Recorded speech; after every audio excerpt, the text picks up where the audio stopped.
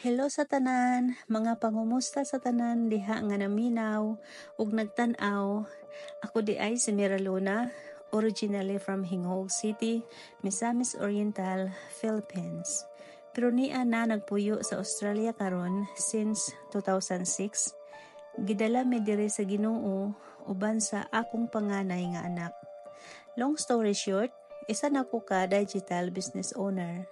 Ug akong i-share sa inyo kung giunsa nako pagsugod ani nga negosyo.